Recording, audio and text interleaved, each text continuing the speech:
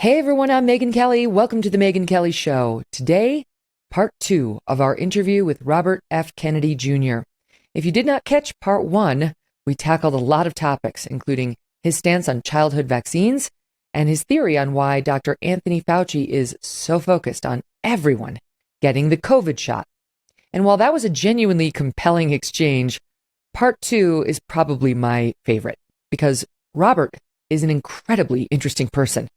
We never see him profiled or interviewed, really, about his family and history because he's been deemed too controversial to talk to by our so-called media betters. What a shame, because he is fascinating. Today, we get personal about what it was like growing up Kennedy. Robert is the third of 11 children born to Robert F. Kennedy and his wife, Ethel. His father served as our nation's 64th Attorney General and was the brother of our 35th President, John F. Kennedy, as well as the late U.S. Senator Ted Kennedy. Given the amount of star power in his orbit, Robert's childhood stories are sensational, like his memories of being with his uncle, President Kennedy, in the Oval Office. While being the president is clearly a stressful job, Robert says JFK always made time for him. He once had an Oval Office meeting with him to tell his uncle about his new pet salamander. Robert was only 9 when President Kennedy was assassinated in 1963, and he remembers it. Just 5 years later, in 1968, his own father would be killed when Robert was just 14. In this interview, what he remembers most from those awful tragedies and his very strong opinion on who he thinks committed the murders, which you may find surprising. I did. Robert is now 68 years old, the father of 6 children and 1 stepchild. In 2014, he married actress Cheryl Hines, star of Curb Your Enthusiasm with Larry David. And that is where we pick up today's conversation, the toll his controversies have taken on her, and what it's like to be one of the most censored men in America. What do you think about the censorship you've endured? Well, to me, Megan, that's the most disturbing feature of this, this kind of bewildering response to COVID that we've seen. First of all, I want to say this, that I'm accused of promoting vaccine misinformation, but nobody, not Instagram, not the White House, not anybody else has actually identified a statement that I've made that is incorrect. There were no statements on Instagram. I didn't even say the virus came from Wuhan. I just said it should be investigated because it would be weird if the guy who was financing those experiments and may have created the virus is now running the pandemic response. And so these questions should be asked. I didn't say it would happen because I couldn't at that point. I have not made any inaccurate statements as far as I know. If I did make one and it was identified, I would immediately apologize and withdraw it. Instagram and Facebook acknowledges that it uses the term vaccine misinformation as a euphemism for any statement or assertion that departs from government proclamations, whether they're factually true or not. So my crime was criticizing government policies. It was not passing actual misinformation. And that's a problem for our government. Adams and Madison and Jefferson said we put freedom of speech in the First Amendment because all of the other rights are dependent on that right. And if a government can silence criticism, it has a license to commit any atrocity.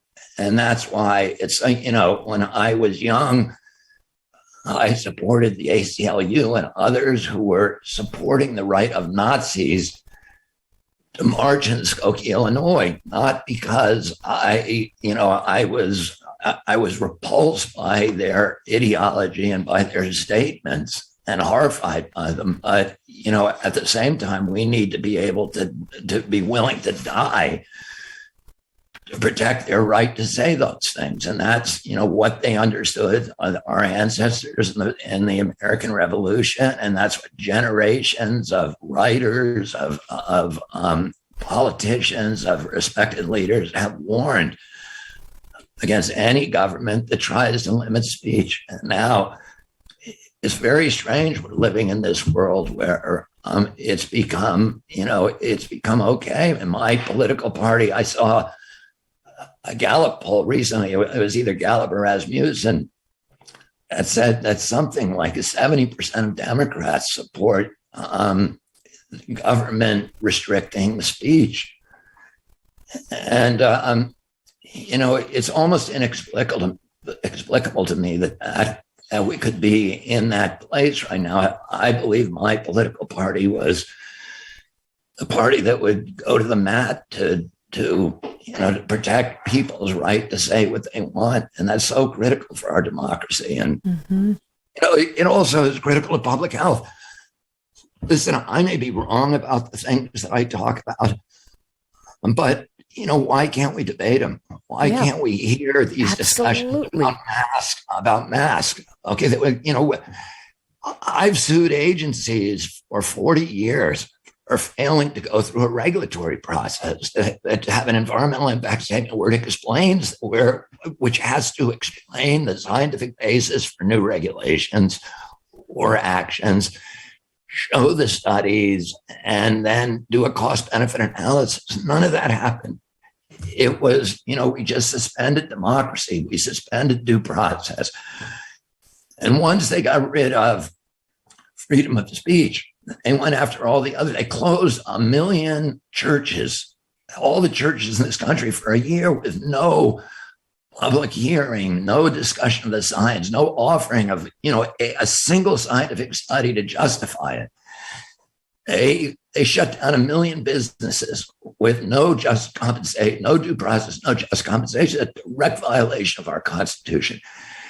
They got rid of Seventh Amendment jury trials against any company that says that they're involved in providing a countermeasure. If there's a vaccine company and you get injured, you have no rights to compensation, no matter how grievous your injury, no matter how reckless their conduct, no matter how negligent their conduct, you cannot sue that company. And then, they got rid of the prohibitions against warrantless searches and seizures with all this track and trace surveillance that we now have to give our private information and our private medical records to people to get into a bar, to get on an airplane or whatever. And, there is no pandemic exception in the U.S. Constitution. And by the way, it's not because they didn't know about pandemics, because there was a smallpox epidemic during the Revolution that paralyzed Washington's Army of New England for a couple of months.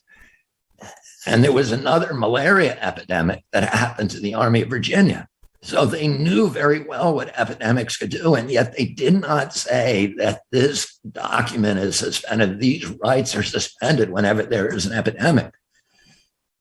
And the disturbing part of this response was that it did not seem to be a public health response at all. It was a militarized and monetized response. We did things the opposite of what you would do if you wanted to stop a pandemic. And ask yourself, and I would ask any of my fellow Democrats who are supporting Tony Fauci, what his record is the worst record of any country in the world, arguably. We had 4.2% of the global population here in the United States, and I think we had something like 17 or 18% of the global COVID deaths. The death rate in America was in the top 10 in the world. So we had 2,800 people per million population die. The African nations had an average of about 200. So Nigeria had 15 people per million population. These countries, which Tony Fauci and Bill Gates at the beginning of the pandemic said Africa is going to get wiped out. We need to get them all vaccines. Nigeria has a vaccination rate of 1.5 for one vaccine, 1.5%. Wow. And they had a COVID death rate that was about 1/1500th of our COVID death rate. Wow. And there's reasons, Megan, there's reasons for that are non-medical. One is that African countries have younger populations, and COVID was a disease that killed elderly people. But that doesn't explain it anywhere near these huge disproportions. One of the things that could explain it is that Nigeria has the highest malaria burden in the world. 27% of malaria cases globally come from that country.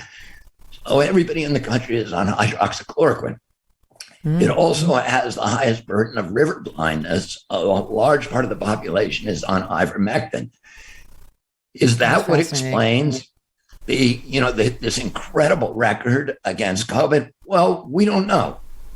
Shouldn't we be asking that question? Isn't that the first thing Tony Fauci should be doing, is saying, why is there this huge delta between COVID death rates in all these different countries? And the countries that did worse are the ones that focus on the vaccines. And the fact, it's not just Fauci, as you well know.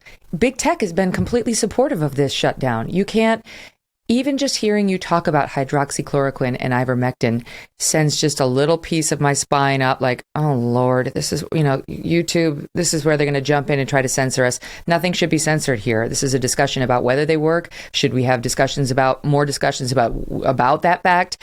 But that's what they've done to us, because they'll take away your platform, as you well know. You can't even talk about it. They've jumped in on the silencing of discussion, and they're the ones who control the public information highway.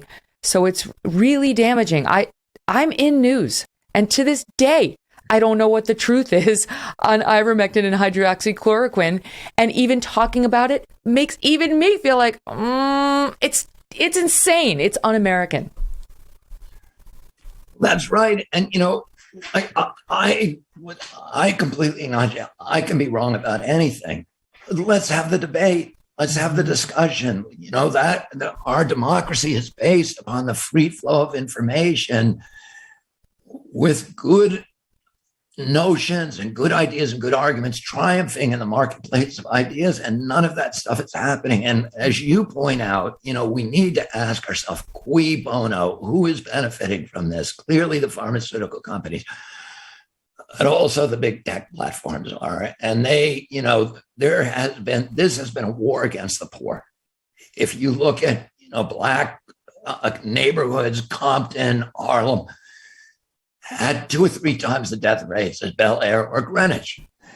And, you had the schools closed in those neighborhoods. According to the Brown University study, children lost 22 IQ points young children during the pandemic. That's and, horrifying. The mental illness went off the roof. I think 51% of black children had suicidal ideation. You had the police go into those neighborhoods and close down the basketball Public courts. Parks. Yep. And who benefited from all of this? It was the internet platforms. It was Jeff Zuckerberg, Bill Gates, Mark Zuckerberg, Sergey Brin, Larry Ellison, Jeff Bezos, etc. There was a transfer of wealth, the biggest in history, arguably. $3.8 trillion from the global poor and from working people to this new class of oligarch billionaires. And the same people who were benefiting were the ones who now control our communications, the Facebook, all these platforms. Mm-hmm. And they were using their control to suppress and to censor any criticism of the government lockdowns that were making them even richer. And there's something really wrong with that. And the government was allied with them and telling them what to censor and what not. Yeah. We have correspondence between Zuckerberg and Tony Fauci telling him about censoring people like me. Oh, it's not, and there's nothing I'd like more than to debate Tony Fauci or any of these people. Oh, I'd buy a ticket to that. What? I would buy a ticket to that. Listen, it's not just suppression. That's what's scary. It's also demonization, ostracization. It's smearing, right? And we've seen in the Fauci papers that have been collected by places like The Intercept, that's his MO. They intentionally smeared several scientists and so on who weren't following the Fauci line. They've definitely smeared you and some of the doctors that you just mentioned and tried to create this. They're freaks. They're disinformationists. That's by design. They don't want people listening to you. And I wonder, I was thinking about it because, the freedom rally that you went to that was anti-mandate, and I'm anti-mandate too. I am pro-vaccine for the record. You probably gathered that. So am I. So am I. Well, yeah, but I really am. But I loved the anti-mandate rally and those who organized it. And I thought it was great. So you got in trouble when you were there. I got your overall point. People get upset when you compare anything to the Holocaust. But you were basically saying, I don't know, I have it in front of me just so I don't get it wrong. But it was, even in Hitler's Germany, you could cross the Alps into Switzerland. You could hide in the attic like Anne Frank did. Today, the mechanisms are being put in place that will make it so none of us can run, none of us can hide. Well, all hell rained down on you. I mean, when the Auschwitz Memorial is responding to you on Twitter, you've stepped in it. They came out and said it's a sad symptom of moral and intellectual decay. So those people don't like you. And some of them don't like you for political reasons. But what did you make of your wife, Cheryl Hines, who, by the way, I did not realize you were married to the wonderful Cheryl Hines of Curb Your Enthusiasm. She came out, she gave it to you too. She gave it to you right between the eyes and said, we should not be comparing the Holocaust to anything or anyone. His opinions are not a reflection of my own. And his reference to Anne Frank was reprehensible and insensitive. So I know you said you were sorry for that comment, but what did you make of it? Yeah, well, let me get to my wife in a minute and just make a couple of comments on that. Number one, I regret making that analogy. Number two, I was not comparing COVID policies to the Holocaust. I never mentioned the Holocaust. I was making a point. I was comparing a number of totalitarian regimes, left wing and right wing. So in that same, I think earlier in that sentence or later, I talked about the communist regime of East Germany, and that all of these totalitarian regimes have similar features and similar intentions, which is to control every aspect of human behavior. And my point is that none of them have been able to do that in history. That today, however, because of these new technologies like 5G, which allows a mass harvest of data and these very, very intense surveillance, satellite, 415,000 satellite, low altitude satellites that are going to be able to look at every square inch of the earth every day, facial recognition systems. We now have these AI systems that can look through walls and see people where they're hiding in buildings. We have vaccine passports, which is a way of social control, digital currencies. We saw what they did to the truckers in Canada, where they closed their bank accounts and denied the money. There's all these new instrumentalities that make the emergence of what I call turnkey totalitarianism, where they're putting in place all of these instrumentalities now, or they are getting put in place. Let me use the passive voice. And it's going to give people who have those kind of ambitions a level of control over every aspect of our lives and makes dissent and resistance almost impossible. That's the point I was going to make. I made a big mistake by making any reference to Nazi Germany because of the sensitivities and because I know that what I say is going to be distorted by people who want to silence me. And that, I need to understand that. And I need to be careful in what I say because there are people who have sensitivities about that epoch in history that are legitimate, that are, that are horrific. So, and, I apologize because I don't want to hurt anybody. I have no, desire to hurt anybody. I would say this, that I do think that we need to find ways to be able to talk about our history. because if we can't talk about, the history of the rise of the Third Reich did not begin with death camps. The death camps didn't come until 1941. There was a whole system of totalitarian controls that were put in place, and there were alchemies of demagoguery that were used that are common to all totalitarian systems. Over that 12-year period in which certain groups of people, and particularly Jews and Poles and Gypsies or Roma people, etc., were systematically dehumanized and robbed of their rights. But it was a 12-year process, and we need to, at some time, we need to figure out ways to be able to talk about that process without offending people. That's what Gina Carano got fired from ABC from Disney, for trying to talk about that. It's a very tricky area, and I should have known better to stay the hell away from it, because it's just, there's no winning for me. People cannot hear my words. They're going to hear from their feelings and their hearts, and they're entitled to those feelings. Yes, but when your spouse is on the side of the other people, you've done wrong, right? Because your spouse is rooting for you. I want to say this. I encourage Cheryl to publish that statement. In fact, I asked her to do a statement that was much tougher than that. Really?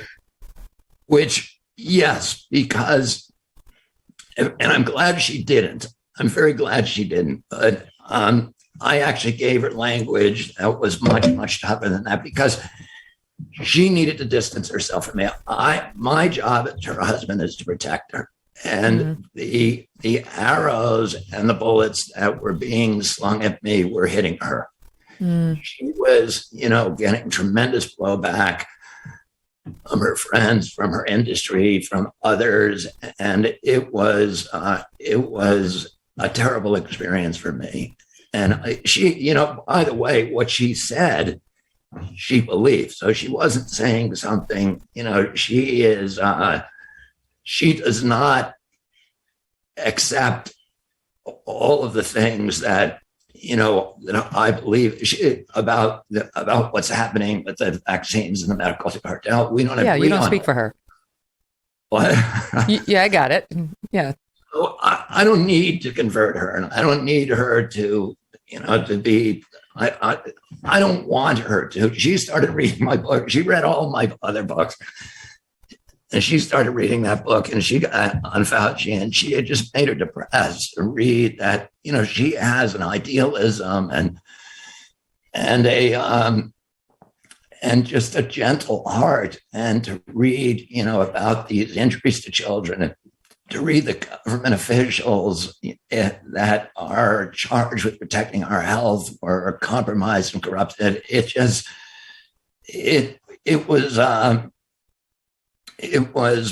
was making her soul wither. And I said to her, you don't have to read that book, and you should stop reading it, because let me just tell you something about Cheryl.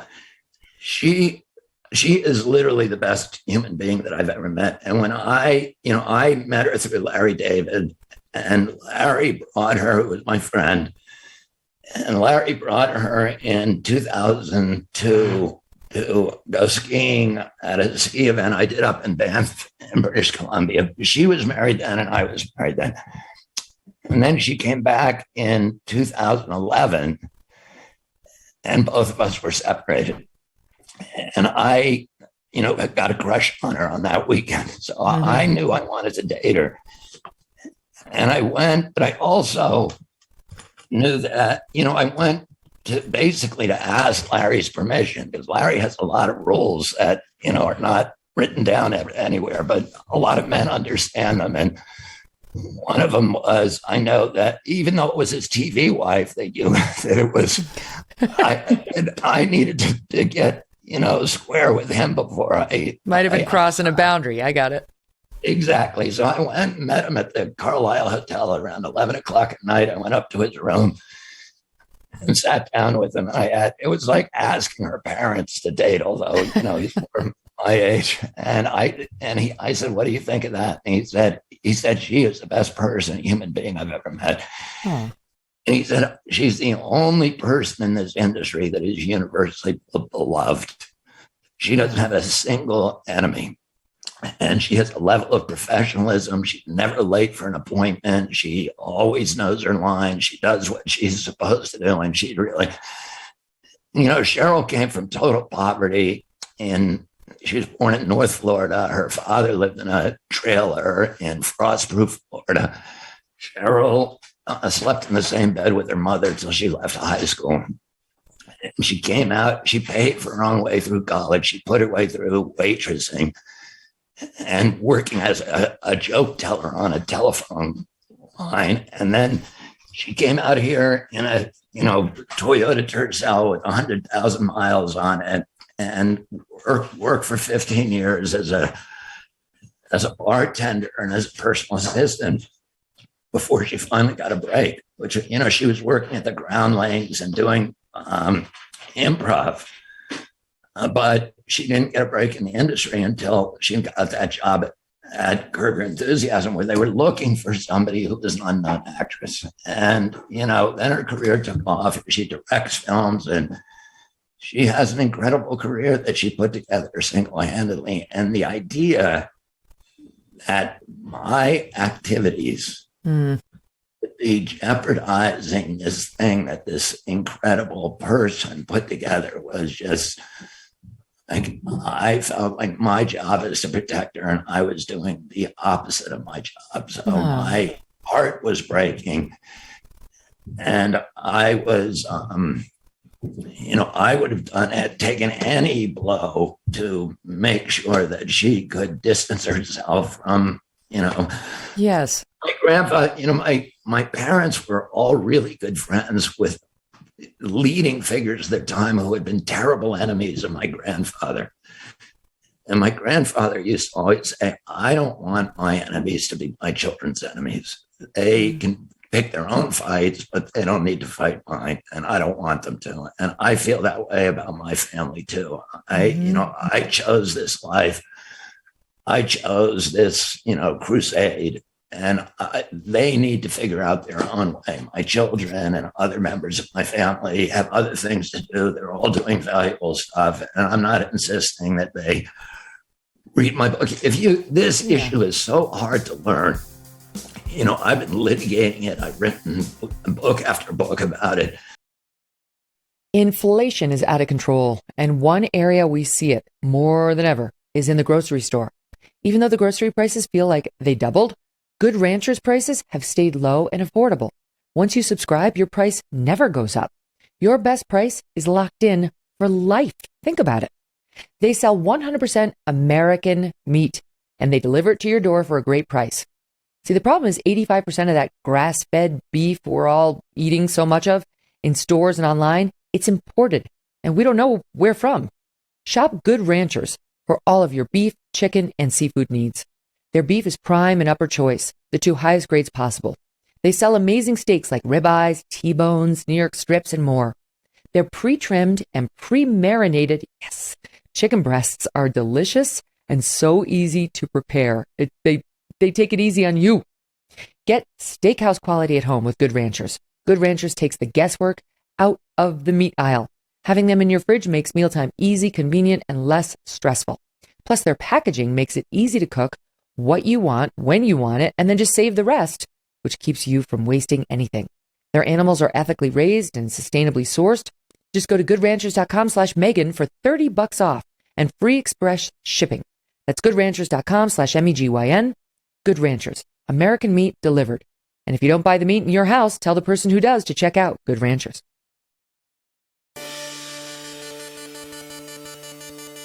No, trust me, I'm a lawyer and a journalist, and it took me a lot just to come up with, like where am I going to challenge him, and what are some sort of points. Megyn, I want to tell you, how impressed I am because you're very brave to have me on, because you saw what they did to Joe Rogan for having Dr. Malone on. Yeah. And I'm the only worse person than Dr. Malone. So, they try to destroy Joe Rogan, who's got 40 million followers. I know.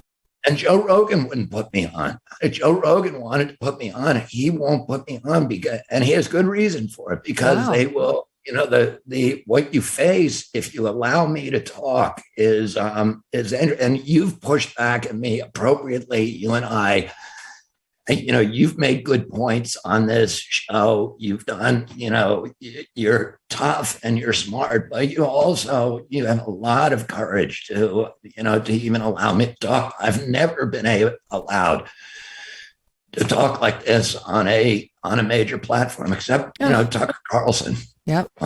A friend of mine too. And thank you for saying that. I was really looking forward to it. And I have to say, the more they try to suppress someone like you or Dr. Malone, the more I want to do it. That I've always been that person, and I'm thrilled.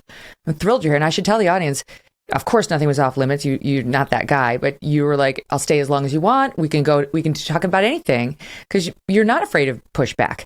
Unlike these censors who only want to air one side of the story. And I've said this before, as a lawyer, and I know as a lawyer of 10 years before I got into journalism, if you go into a courtroom and you only present one side, you're going to win. It's very easy to win when you only have the one side talking.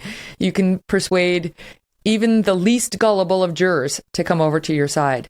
But that's what they're doing. They're just shutting down one side and then declaring it a victory. And they haven't won the hearts and minds. That's why there's so many skeptics still out there. And that's why your book is in its 12th printing, even though no one will give it any promo. It's not going to be reviewed by the Times and celebrated in the magazines and, all over the newspapers. But the people have a way. The Times and the Washington Post did a big profile piece on me, and neither of them even mentioned the name of the book. Oh my gosh! That's how radioactive it is. So wait, let me ask you this: Did everything die down for Cheryl? Like, everything was fine with her and her industry and show and all that after that? I think so, and I hope so. She was nervous about me doing this show. I can tell you that. Oh, she's going to like it. After she listens to it, she's going to approve. I'll just tell you another thing, because I brought her so much heartache on that other thing, that I want to say this about her, that, you mentioned my wife, that I've been through a real tragedy with in my former marriage. And I have 6 kids and then a stepchild with Cheryl. But they, that was obviously, anybody who listens to this can imagine how tough that was for them. And Cheryl coming into my life and becoming a friend, my kids adore her. And she has these extraordinary values. She has just a natural gift for understanding what you should do in any situation. She has more wisdom than I know of in any person. The word wisdom means a knowledge of God's will.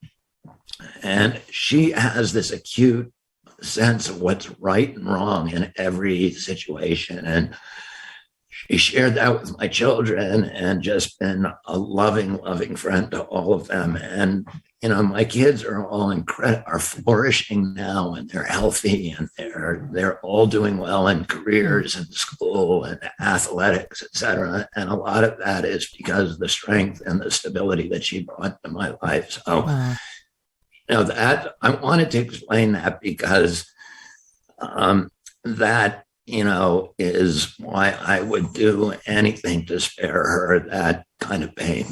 Well, I mean, we'll have to rain down hell on anybody who tries to mess with her for her husband's opinions.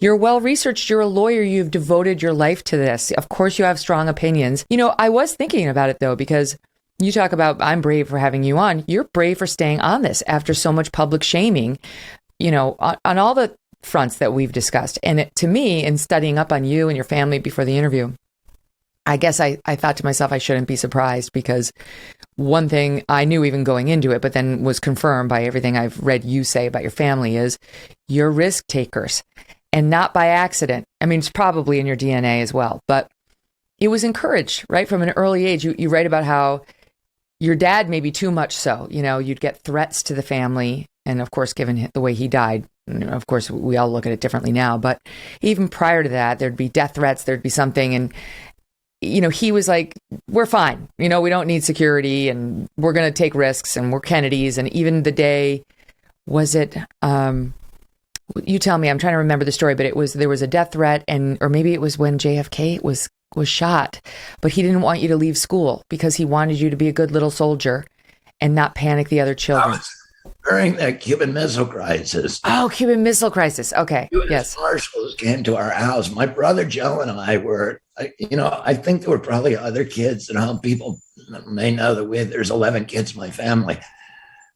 But Joe and I were kind of the older boys, and we were home, and the U.S. Marshals came by, and they wanted to take our whole family down to these to this, underground city that they have down in the Blue Ridge Mountains, where they have literally, they've hollowed out the Blue Ridge, and they have a whole city there for the government to hide in when when the bombs were raining down during nuclear winter, and so we were very, very excited. We wanted to see the joint and to go there but my father called us and he got us, the two of us, on the phone on different lines. And he said, if you children leave, people are going to recognize that in Washington and it's going to cause people to panic. And you need to go to school. You need to show that, everything is calm and be good soldiers. And, he also said that if there is a nuclear war, it will be better to be dead than to be alive. Now, I did not go along with that. I felt like I would thrive in that situation, and I really wanted to see the place, but we did what he asked us to do.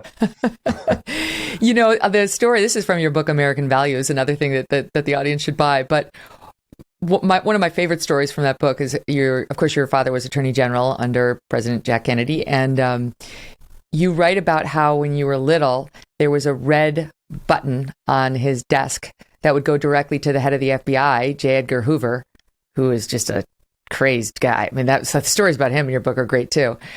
And you had some fun when you were a little one with that red button. It was enjoyable for you. Do you remember this story from your book? My father had a unique relationship with Hoover. Hoover hated my father. And after my uncle died, he never spoke to him again. And he reported directly to Johnson. Even though my father continued as Attorney General, my father was an ostensible boss. But he had never reported to an Attorney General in history. He had always had direct access to the President of the United States.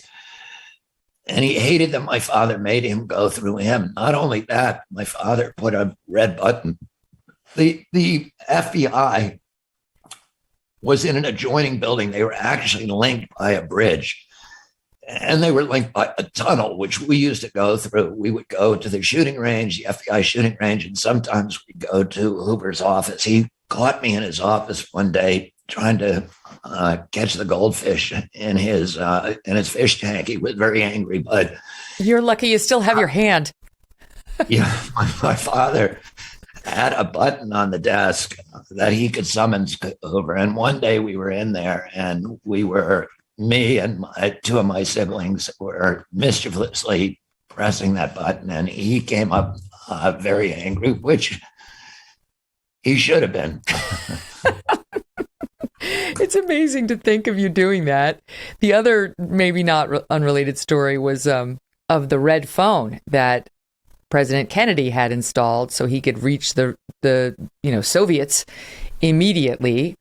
And he had one, of course, in the Oval Office, but he had another one at your house where you were raised in just outside of D.C. in Virginia, which was sort of like a satellite White House for him. And this is crazy. Apparently it's still there. Like your brother owns the house. Like we could go see it. There was one in the Cape, which is in my brother's brother's house, which for 1 year was the summer White House. And the wires are still going through the door. But what happened was... Could you call now? Could you pick that up and just have a direct conversation? I don't even know if they use landlines in the Kremlin anymore. I have no idea how it works, but nobody's tried it for years. Very useful. But my uncle had this very interesting relationship, which people don't know about, with Khrushchev, because my uncle didn't trust his CIA. He, in fact, after the Bay of Pigs invasion, which was early in his presidency, 2 months into his presidency, he realized the CIA had lied to him, that they wanted to precipitate a nuclear war, and that they had lied to him about the prospects of. They knew that the invasion was going to fail, and they believed that he would be forced into sending in the Essex, which was the aircraft carrier, and bombing Castro and doing a U.S. invasion. My uncle was absolutely against doing that. And when he came out of the meeting the next morning, he said to his aides, "I want to take the CIA and shatter them into a million pieces and scatter them to the wind."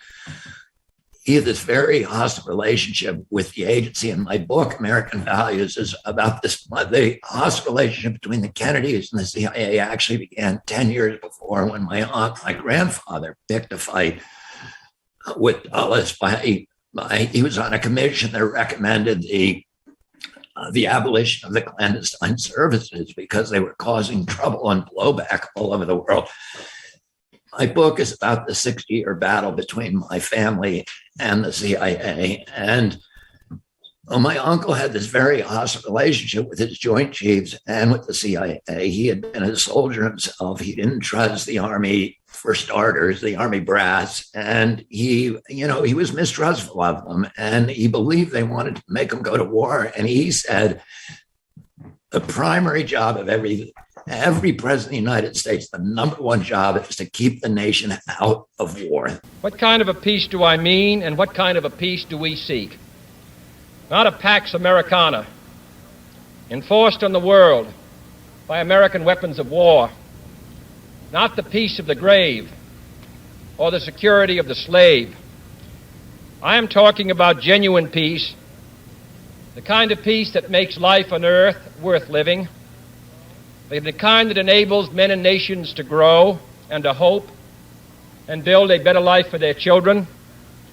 Not merely peace for Americans, but peace for all men and women. Not merely peace in our time, but peace in all time. And he wanted on his gravestone, when he was asked what would be the epithet, he said he kept the peace, that should be what was printed on his gravestone. So he began writing Khrushchev directly after the summit in Vienna failed. And they exchanged these 26 handwritten letters back and forth from each other that are incredibly intimate and caring and, show this extreme. Both of the leaders were surrounded by war hawks who considered nuclear war not just inevitable, but also advisable, preferable. And both of them were struggling against their own military industrial complexes to keep their nations out of war. And they developed this very close relationship with each other where they talked these intimate details about their families, their children, about us in these letters. And they were smuggled between them by a KGB spy whose name was Georgy Bolshoi, who developed a very strong relationship with my father, a friendship with my father and mother. And we loved him as a kid. We knew he was a spy. He was this compact little, but very strong Russian who could do the Cossack dancing, and he could climb the ropes in our backyard. And one of the 3 times that my father got mad at my mom in her life was when she made him do a push-up contest against Georgy Bolshoi. He smuggled these letters in the New York Times, folded in between the two men.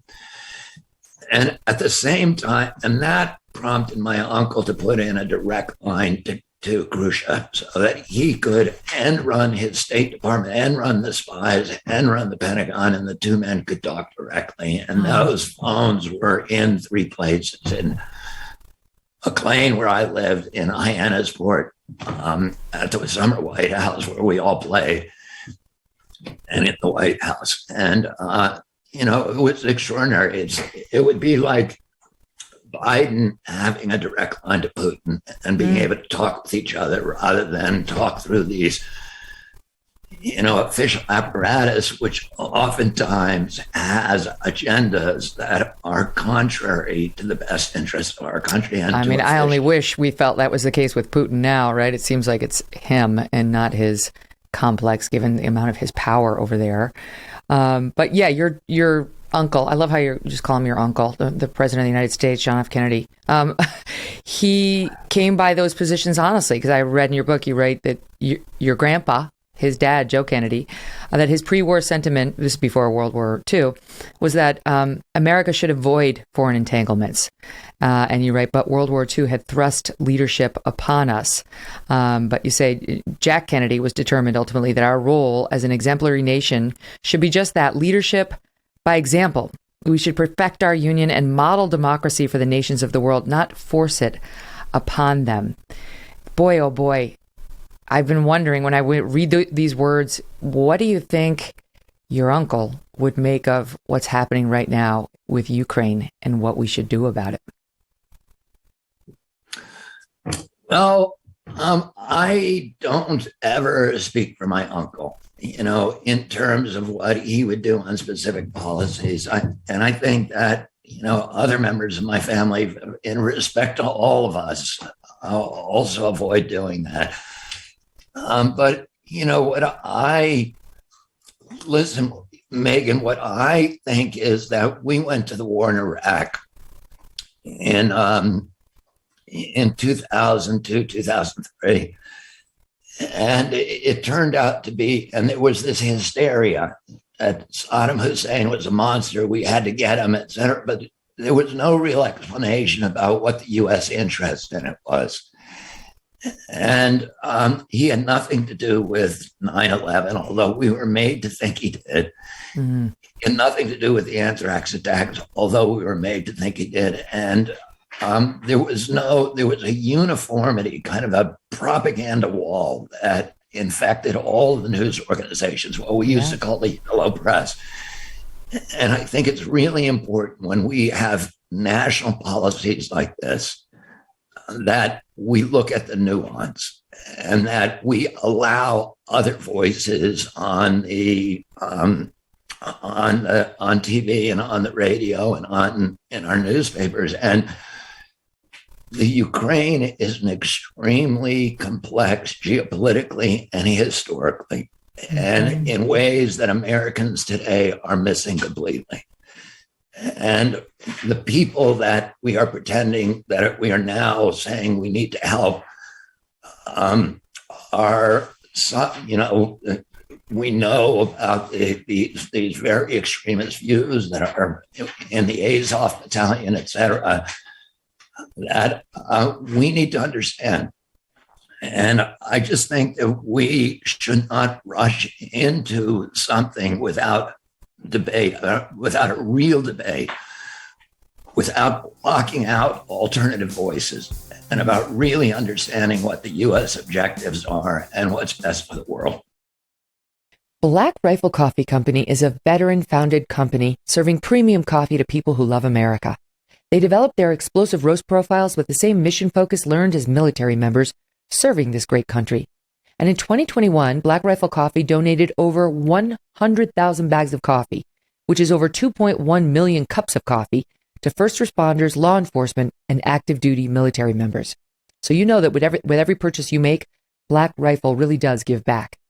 Black Rifle Coffee Company imports high-quality coffee beans from Colombia and Brazil, and then they roast them 5 days a week at their facilities right here in America, Manchester, Tennessee, and Salt Lake City, Utah, to be exact, which means you get the freshest coffee possible no matter where you live.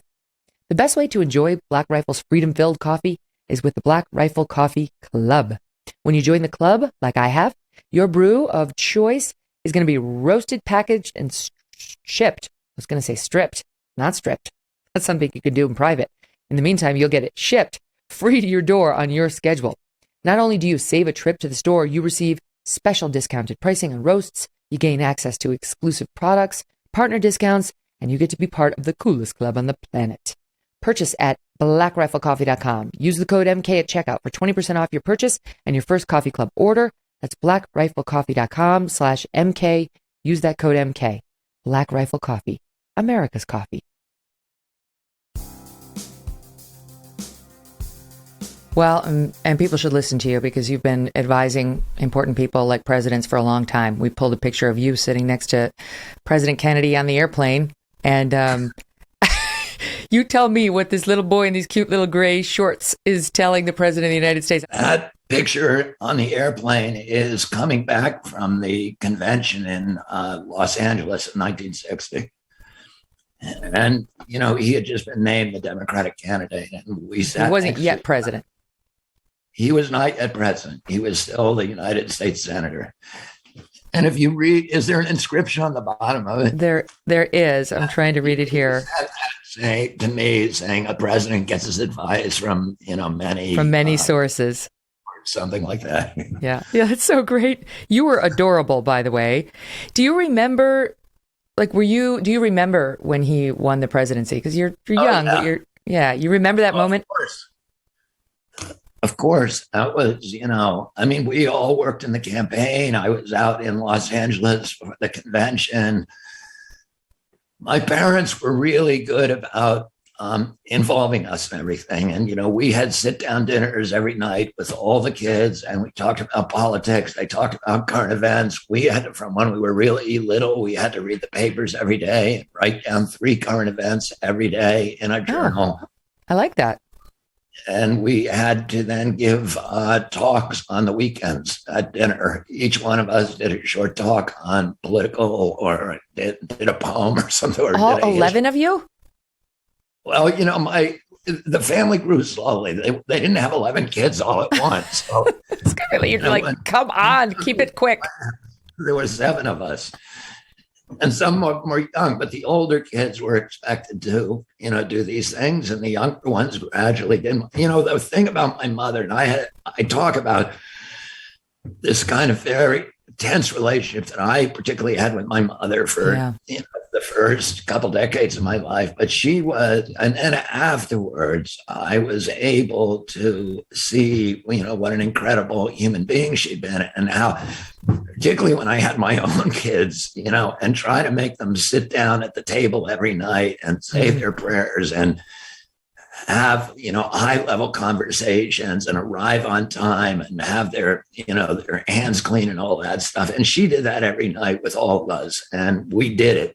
And then we all said the rosary every night. We read the Bible every single night. We went to church every day in the summer and on Sundays in the winter as well. And, if I try to do that to my kids, then they ridicule me. And so I really have a tremendous respect for many, many gifts that she gave me. But, one of those was just that very rich experience of growing up in a household that had that kind of laughter and fun, but also the discipline. Of course, everyone was a Democrat. Now we know that. The things that we've been discussing that have been so disturbing over the past couple of years have been perpetrated on us almost universally by Democrats. And you noted it yourself. I'd be remiss if I didn't ask you, are you still a Democrat? Yeah, I'm still a Democrat because I think of the Democratic Party as a party that believes in free speech, that, believes in the highest ideals of our country. And that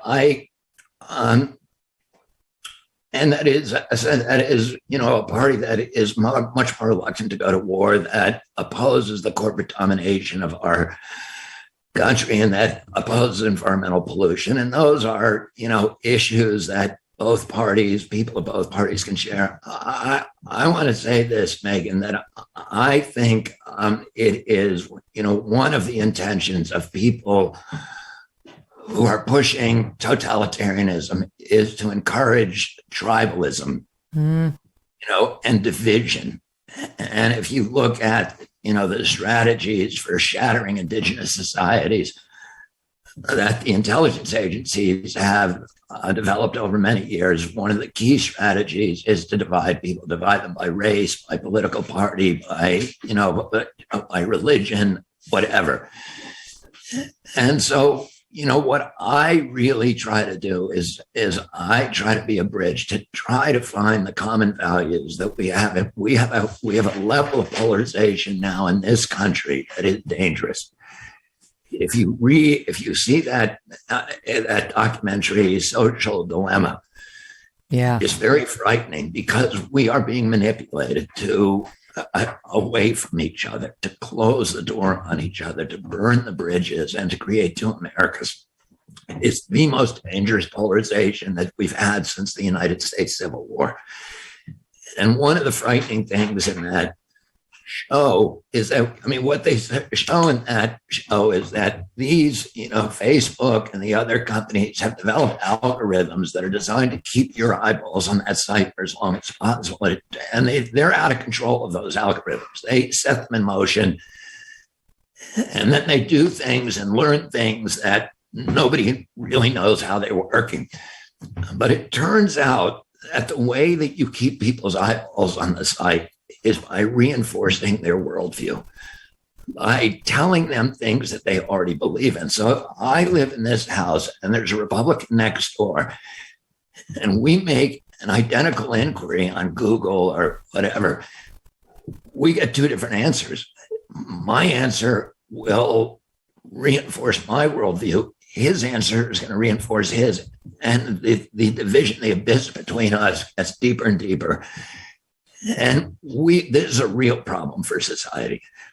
And we have to figure out ways to build bridges with each other. So I don't talk so much about my political party anymore. I believe in all the values I've ever believed in. I'm fighting for all the values and for the vision of our country that I always believe in. But I am happy to talk to Republicans, work with them to battle in the foxholes and the trenches side by side with them. And Democrats and everybody. And I don't ever ask anybody their political party. Because I think, and I used to, so I'm not saying that it's not part of my, of what, but I think right now, purposefully, I really, I think it's so critical that we start talking to people that we disagree with and put aside all these tribal divisions, which are destroying this country. I love what you said. I agree with it wholeheartedly, and am trying to live it professionally and personally, and am living it. But forgive me for the follow-up, but do you think you could vote for a Republican presidential candidate in 2024? Or do you plan on voting for Joe Biden? My father always said, vote for the person and not the party. I'm not going to talk about who I vote for or what I vote for, but I'm not going to, I really think it's critical that we become less partisan and that we find common ground, that we build bridges to each other. How many of you have been thinking about a backyard makeover? Do you wish you had room for a pool? You are going to love this idea, and your family and your friends will too. Get yourself a Michael Phelps Swim Spa by Master Spas. A Michael Phelps Swim Spa combines the benefits of a pool with the therapy of a hot tub. It comes in a variety of sizes to complement almost any yard, even if it's a teeny tiny backyard. Michael Phelps Swim Spas by Master Spas have a water current, so you can swim. You can do laps in even a smaller pool. You can do aquatic exercises. You can have fun with the kids. This is going to reinvent family time for you. The water buoyancy will relieve pressure on aching joints. You can enjoy pure relaxation in the massage therapy seats of the swim spa. And since it's heated, you can use it year-round in any climate. Michael Phelps Swim Spas are 100% made in the USA by Master Spas, the world's largest swim spa manufacturer. And you will love your Michael Phelps Swim Spa by Master Spas. And Master Spas has a special offer going on right now. You can get it by going to masterspas.com. Put in the promo code MK to save $1,000 on a Michael Phelps Swim Spa or $500 on a Master Spas hot tub. That's masterspas.com, promo code MK. When you talk about division and how bad it is now, of course, I've got to ask you, as a man who lost his dad to an assassination in the tumultuous 60s, Martin Luther King was killed same year, President Kennedy also assassinated same decade. People often look back at the 60s and say, you don't know what division is. Like, what we're suffering right now as a country is nothing like what we went through back then. And I realize you were just a boy, but how do you compare those two eras in terms of the country's division? Let me, tell you just a way of answering that question, an anecdote from my own life, which was one of the most poignant experiences that I had with my father, and it took place. And I had many, many, wonderful experiences as I detail in that book. But this took place in the days after he died, and he was, of course, killed here in Los Angeles. And I was here holding his hand when he died. We flew him back to New York, where he was senator, and we waked him at St. Patrick's Cathedral to a huge crowd of people, and it was multicolored people, every color, packing the sidewalks 8 to 10 deep for the entire Upper Manhattan. And we put him on a train, and we took that train down from Penn Station to Union Station in Washington, D.C. There were 2 million people lining the train tracks. The train trip that's usually 2.5 hours took 7 hours because the trains could not move because there were so many people on the tracks.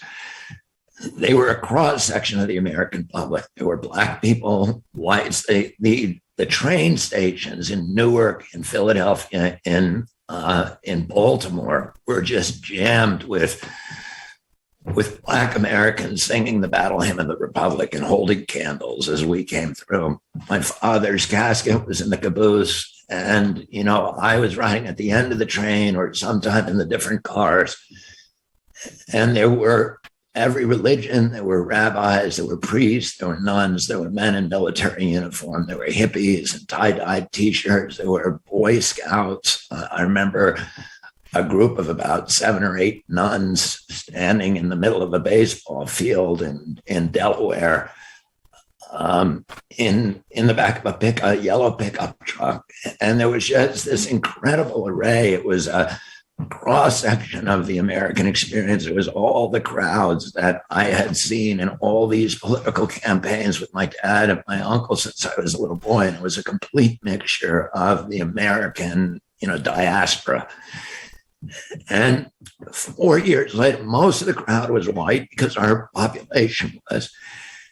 And they were holding signs, American flags, pray for us, Bobby, goodbye, Bobby, they were holding the babies up. When we got to Penn Station and Union Station, Washington, President Johnson met us. We took my father up the hill to Arlington. We passed the mall. And at that time, the Poor People's Campaign, which had been conceived by my father, organized by Martin Luther King and Marion Wright Edelman. And it was thousands of poor men from all over the country. They're trying to create a political movement for poor people living in tents and shanties. And they all came to the sidewalk. They bowed their head and they held their hats against their chests as we went up the hill to Arlington to bury my father next to his brother. And 4 years later, I was in college and I was looking at demographic data from the 1972 campaign. So that was 1968. My dad was killed in the middle of that campaign. 4 years later, the vast majority of those white voters between Baltimore or between Wilmington and Washington, who had supported my father strongly, 4 years later, the vast majority of them were voting not for George McGovern, who was aligned with my father on most issues, but for George Wallace, who was diametrically opposed. He was a racist, segregationist, of the worst kind. And it occurred to me then, so that same people that voted for my father were now voting for a guy who believed absolutely the opposite. Mm-hmm. It occurred to me then, and it struck me many times since, that every nation like every human being, has a darker side and a lighter side, and that the easiest thing for a politician to do is to appeal to our bigotry, to our hatred, to our selfishness, to misogyny, to xenophobia, and to our greed and anger. And it's much more difficult to do what my father was trying to do, which is to try to make us feel like part of a community. And we are all on a heroic mission to perfect the republic, to make this nation an exemplary nation, to make this nation a model for all the other nations of what human beings can accomplish from all the races and colors and creeds that are gathered here when we work together to elevate what's best about us and to create something that is a model democracy for the rest of the world. And my father was able to get people to see the hero inside of themselves, that he believed that each one of us had a hero inside of us, and that his job was to bring that hero out and get us to transcend narrow self-interest and to act on behalf of community, and to resist the seduction of the notion that we can advance ourselves as a people by leaving our poor brothers and sisters behind. That we had to go forward together. We had to lift up each other and all be part of this American experience. What I think is quite clear is that we can work together in the last analysis, and that what has been going on within the United States over the period of the last 3 years, the divisions, the violence, the disenchantment with our society, the divisions, whether it's between blacks and whites, between the poor and the more affluent, or between age groups, or on the war in Vietnam, that we can start to work together. We are a great country, and a selfish country, and a compassionate country. And I intend to make that my basis for running over the period of the next few months. And, so that's the answer, I think, to your question, that, we need to start appealing to the best side of all Americans, and stop looking at their race, their religion, their political party or affiliation or anything else, and just say, what do we need to do to make this country, the best, the exemplary nation that it ought to be? That was so moving hearing you talk about him. It takes me back to, I was born long enough ago that news about the Kennedys and the way they saw the world, and presidential speeches and speeches by Bobby Kennedy were still in the news, and they played them often, and they were still, your dad, your uncle, still symbols of the Democratic Party and what it meant to be a Democrat. It's changed so much now, as has the Republican Party. But as you were talking, my producers put on the screen a black and white picture of your dad, of Jack Kennedy, and of your uncle Ted Kennedy together. When they were younger, they were strong, robust, good-looking guys, brothers standing together, getting into politics, trying to help the country advance. And it reminded me of the way you wrote about growing up, just all the cousins. Was it like 29? I think you just said 70, but it's like 29 cousins or something like that running around. Yeah, well, I had another, my mother had a huge family too. So there were 20 Skakels. Yeah. Okay, yes. But like growing up Kennedy, they referred to Jackie and Jack as Camelot, but you guys had some of that too. And like, I just wonder, they didn't let you play inside if the sun was shining. You had to be outside, and you had to be playing games, and you had to be with each other. And it was sort of seemed like a communal living in a way. That too seems to be withering, right? Like our connectedness to one another, be it family, friends, in part thanks to technology. Can you take me back just for a minute so I can feel that too, of what it was like to be connected and be outdoors and not be glued to a phone and be taking risks and going on boats and be playing football, all of it? Yeah, well, that was a pretty good description on that. But we were raised communally with all my other cousins. In fact, we all lived in the same town, the seaside village, Hyannisport, which is a magical, magical place, and still is. My kids go up there every summer, and they have over 100 cousins who are their age and who they adore. At that point, we would migrate from one family house because my grandparents had 9 children. One of them, Joe, died during the war. Kit died in an air crash after the war. Rosemary was intellectually disabled.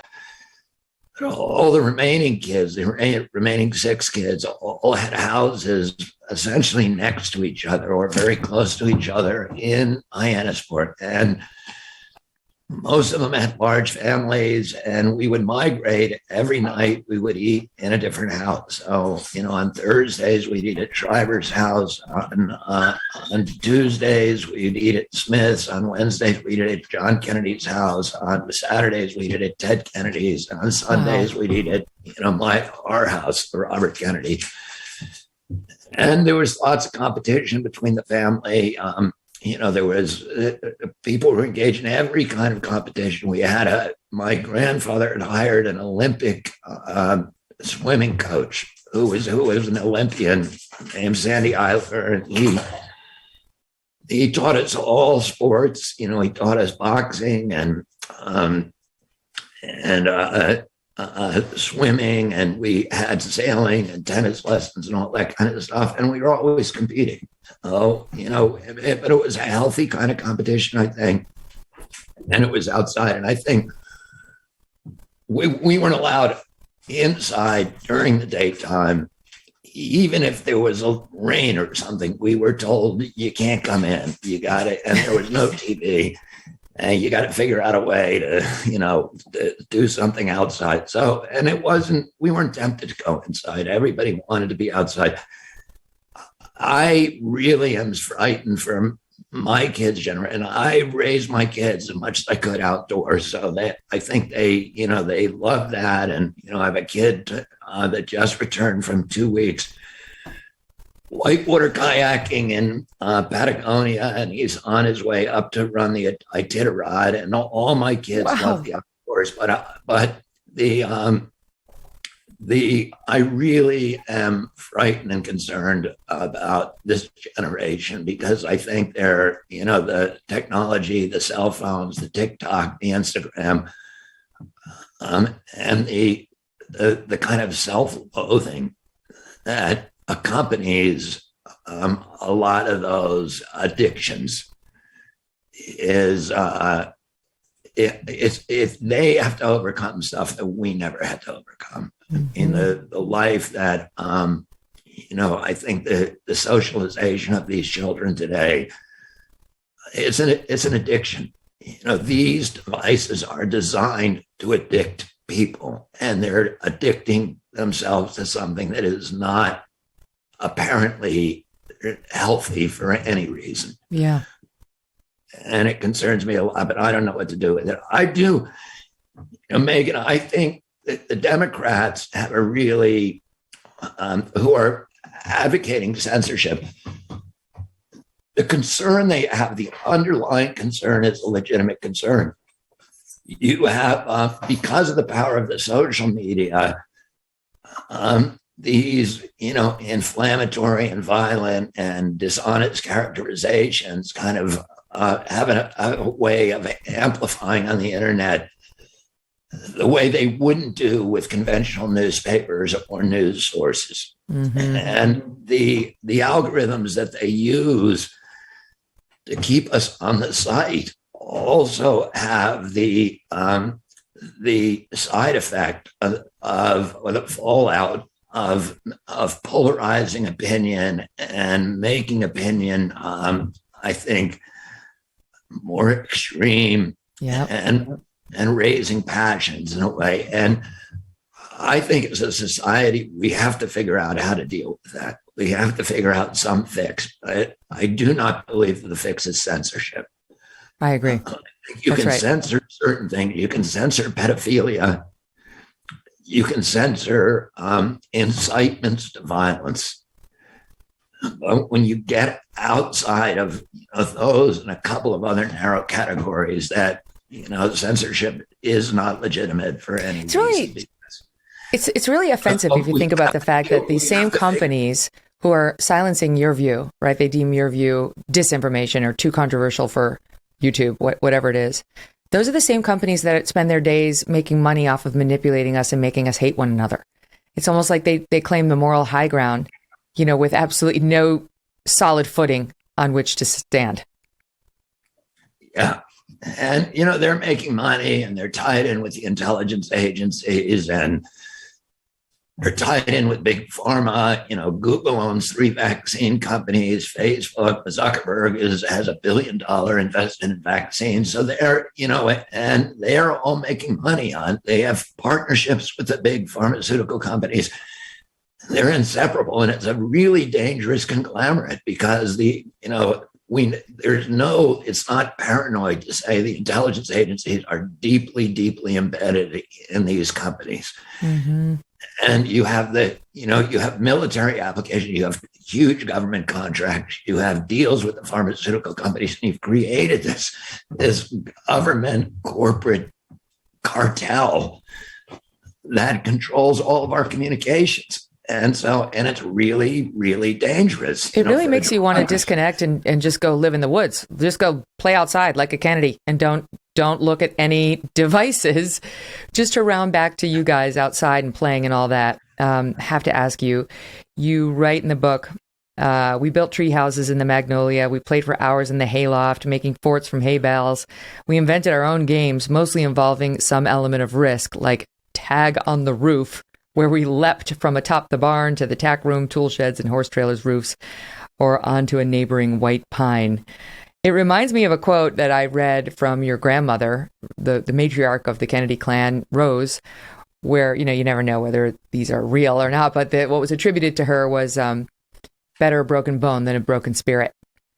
And I love that. It seems to capture her overall attitude, if not her actual words. But can I ask you about that? Because it's not without its downsides, right? And I'm thinking in particular of JFK Jr., who took this risk of becoming a pilot. A lot of us treasured him, and Caroline Bessette, his wife, and just thought, oh my God, why, right? Like, why did he have to do it? Why did he have to fly the plane? Why did he have to go up in the bad weather?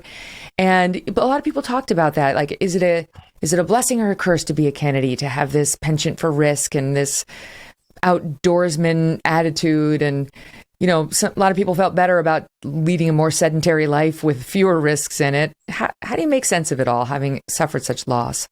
People shouldn't listen to me as a parent. The older I get, the less I know about parenting. So I am not going to give people advice on parenting. I mean, I can share kind of my experience, strength, and hope, which is that,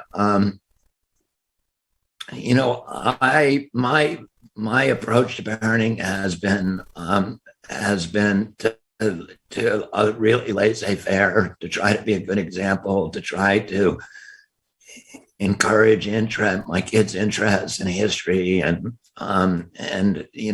values, but also to understand that as much as I love them, that God loves them more, and that they're His children, and that my role is not to control them, but to encourage them. And most of my kids went through periods of revolt against me, which I welcome. I think children, need to divorce their parents. They need to develop their own sense of self. They need to develop confidence, and they need to be, I like when my kids argue with me. I have a couple of kids.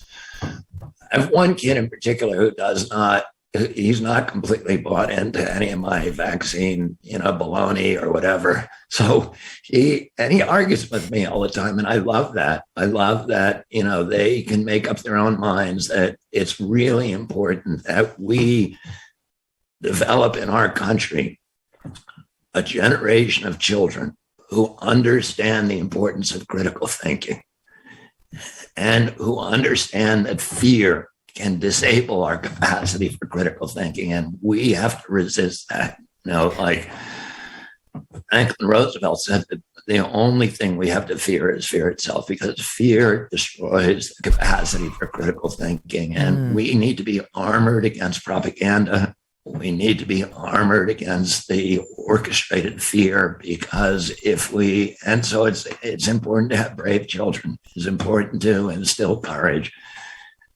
and risk-taking if we want to continue to have a democracy. There was a generation of Americans in 1789 or 1776 who understood that there's a lot worse things than death. There's a lot worse things than dying, and living as a slave is one of them. And that's why they gave their lives, they gave their fortunes, they, in some cases, lost their families in order to give us the Bill of Rights of the United States Constitution. And, we have lived off their courage for a couple of 100 years. And now it's time that we have to, renew that commitment to courage again. And yes, there's a new kind of risk taking.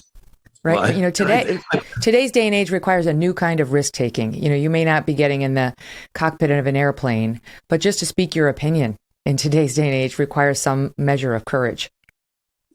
Yeah, I think so. I mean, my father always, my father really admired, as I say in my book, physical courage. And he was surrounded by people like Jim Whittaker. His best friends were Jim Whittaker, who was the first American on Mount Everest, John Glenn, who was, the first American to orbit the Earth. Sam, all these football players, Rosie Greer, Rayford Johnson, people who had demonstrated, and a lot of war heroes like Gerald Tremblay and many others. They were all in our house all the time. And my father had this tremendous admiration for physical courage, but he always said that moral courage is an even rarer commodity. That, and ultimately, that was, the reason that my uncle wrote that book, Profiles in Courage, and won the Nobel or the Pulitzer Prize, was to illustrate, a dozen stories of American politicians who had sacrificed their careers and in some cases their lives for principle, to stand on a principle that they knew was going to cost them. And, I was raised in a milieu where we were taught that it was a great privilege to be able to be part of some great controversy, and that the best thing that could happen to us is if we could give our lives and our energies to something that, was larger than ourselves. Not just courage, but forgiveness was another value I know was instilled in you because you're Catholic. And that brings me to Sirhan Sirhan, the man who killed your dad on June 5th, 1968, outside the Ambassador Hotel, Los Angeles, California. He was sentenced to life in prison.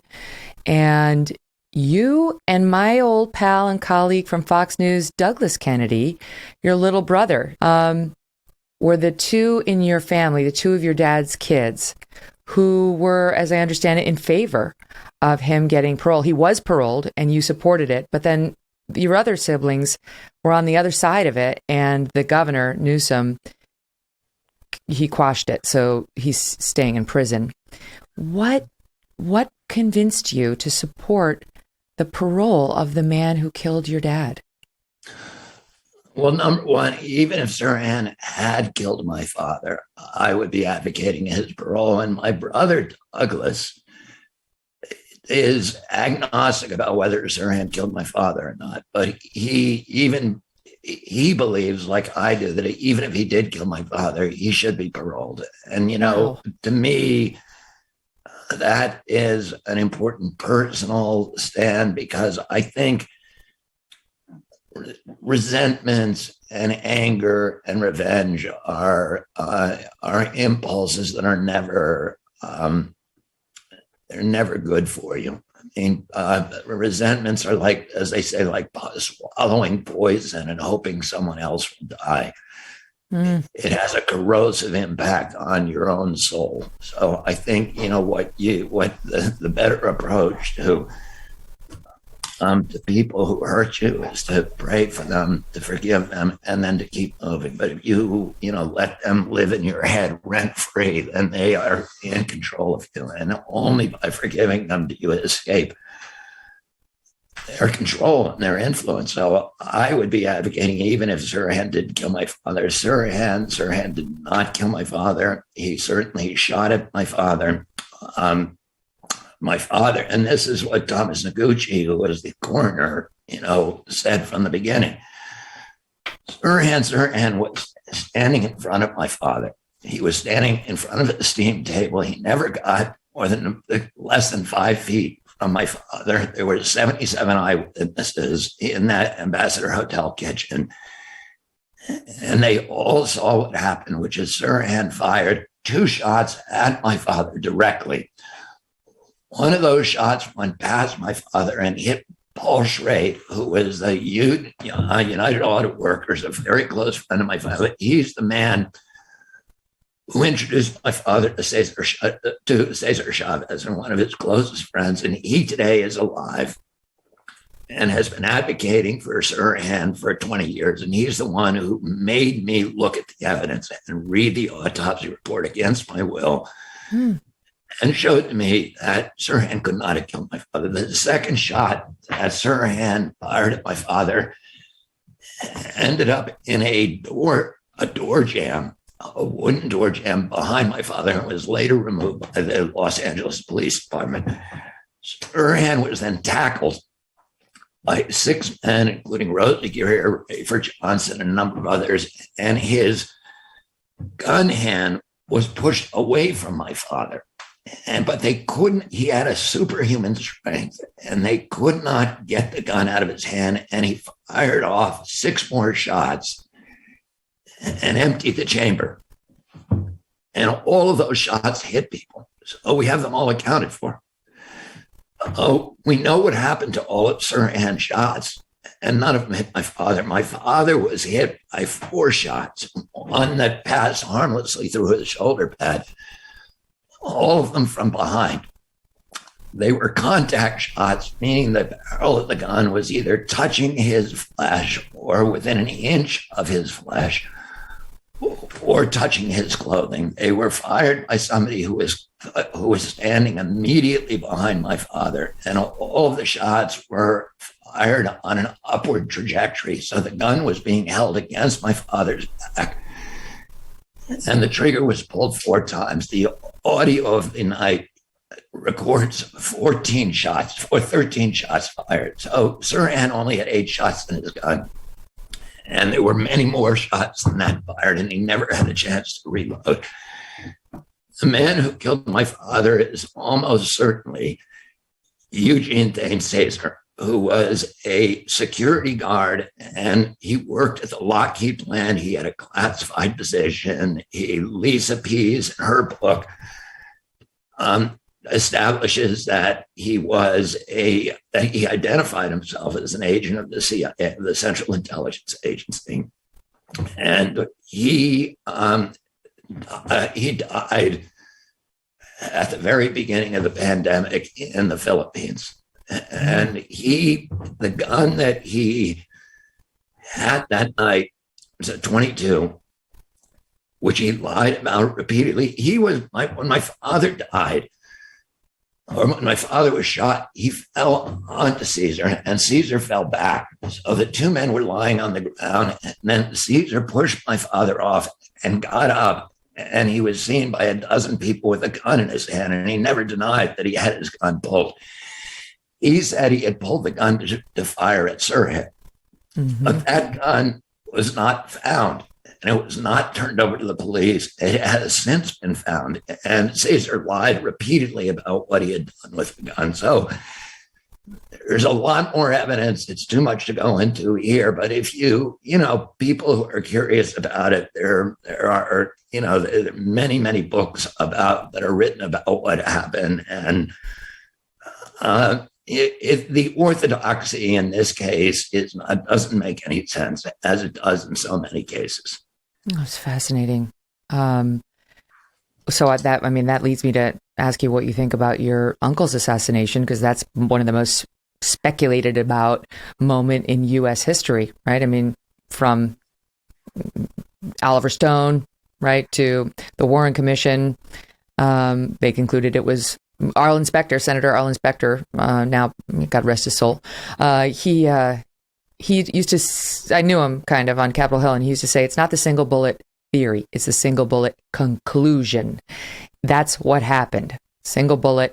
It was Lee Harvey Oswald, and only Lee Harvey Oswald. Where do you land on it? Well, that was the Warren Commission. The Warren Commission, of course, he was on it. the key commissioner was Allen Dulles. And Allen Dulles, of course, was the head of the CIA, who my uncle had fired after the Bay of Pigs. And we now know that he was deliberately, and this is not controversial, this is well established, he was deliberately steering the committee away from many facts that would have implicated the CIA, including the fact that Lee Harvey Oswald was a CIA asset beginning in 1958 when he worked as a radar operator at the Atasui Air Force Base in Japan, which was the CIA base that was he was a Marine, where the U-2 flights were based out of, that were over the Soviet Union. He defected to the Soviet Union. It was a fake defection. It was a dangle. It was orchestrated by James Jesus Angleton and Langley, who was the head of counterintelligence in Langley, meaning the division of the CIA that looks for Russian spies. And there was a KGB mole at Langley for many years. To this day, it's not been identified, and they were trying to track a chase out that mole.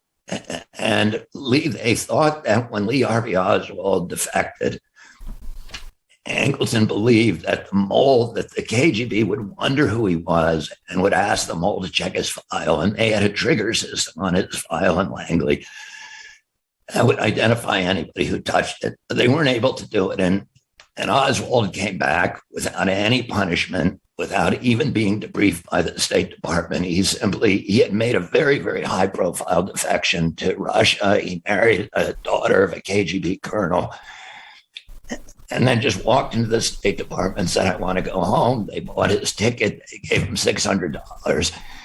He was met at the airport in Dallas by a guy called George Marshall, who was also working for the agency, an agency asset. And, you talk about the Warren Commission findings, but the United States Congress Assassination Committees investigated, and the Senate did a new investigation 5 years after the Warren Commission, and they came to the opposite conclusion, that it was indeed a conspiracy. They didn't know whether the conspirators who actually murdered my uncle were mafia or whether the CIA. There was a split within the committee. The Warren Commission was working on very little knowledge that was heavily orchestrated, and the subsequent investigations. And now we have millions of documents that, that suggest a strong involvement by the agency. Wow. I mean, how does that, sorry to go Oprah on you, but how does that make you feel that you got, you believe the CIA was responsible for the assassination of two men who are so dear to you? When you ask me, how does it make it feel? How does it make me feel? It's hard for me to separate my feelings from the kind of, from the larger issue about what the implications are for our country and for our democracy. Yeah. That these are murders that, whether I'm right or wrong about them, we should be able to talk about them. We should be able to reason. We shouldn't be, again, shut down and censored. But people ought to be able to have a congenial conversation about these. And if the original verdicts do not make any sense, then let's have an investigation in what happened, because our country took a turn when my uncle was killed. When I was a boy, when I was on my 7th birthday, Dwight Eisenhower, January 17, 1961, made what I would consider the most important speech in American history, where he warned our country against the rise of the military-industrial complex and the subversion of democracy through this ascendancy of this corrupt cartel of intelligence agencies, the military agencies, military contractors, and other people who were attached to the military-industrial complex. In the councils of government, we must guard against the acquisition of unwarranted influence, whether sought or unsought, by the military-industrial complex. The potential for the disastrous rise of misplaced power exists and will persist. My uncle took office 2 days later. It was a farewell speech for Eisenhower. And he said, this is the most important issue, the enemy within. It's, not the people from outside our country, but people within. And he talked also about the health agencies and the health cartel, but very, very explicitly and presciently. And my uncle spent 3 years of his presidency battling the military-industrial complex. And in the end, if the conclusions of those, that subsequent committee of the Health Assassination Committee are correct, and it was members of that cartel that killed him. And if that's true, we should be trying to resolve that still, because at that point, so what happened when he died? He had, 2 months before he had died, he had signed national security order ordering all of our troops out of Vietnam, ending the Vietnam War. The first 1,000 troops, there were 11,000 troops, and the first 1,000 would be out by December. The remainders would all be out within 12 months, at the end of 1965, or by the beginning of 1965. As soon as he died, Lyndon Johnson, by the way, my uncle's been fighting for 3 years, his own military intelligence apparatus, who wanted to send 250,000 troops into Vietnam and make it our war. And he said, no, there's the Vietnamese war. They have to win it or lose it. We can help them. We can give them advisors. We can give them helicopters, but we are not going to fight the war for them. Sounds familiar. And Johnson came in and immediately sent, we had the Tonkin Gulf Resolution. He sent 250,000 troops in there, and it became the American War. And then after Johnson, my father ran specifically against the war, specifically against the military-industrial complex. Mm-hmm. He won California, and that meant he was almost certainly going to win the convention. And he had already beat Nixon once. He beat Nixon. He was his brother's campaign manager in 1960. He beat Humphrey, who was his only other opponent, real opponent. Eugene McCarthy was not a serious candidate. He would have he'd already beaten Humphrey in 1960, and he'd already beaten Nixon in 1960. So he was on his way to the White House. He had a clear path to the White House. When he was murdered, and he was specifically running against the Vietnam War and against the military-industrial complex. As soon as he was killed, Nixon comes in and sends 500,000 troops over there, and then fights until 1963. When my uncle left office, 75 American Special Forces advisors had been killed in Vietnam. By the time Nixon left, 56,000 American troops and millions of Vietnamese had died in that conflict. And the military-industrial complex had to get more and more powerful.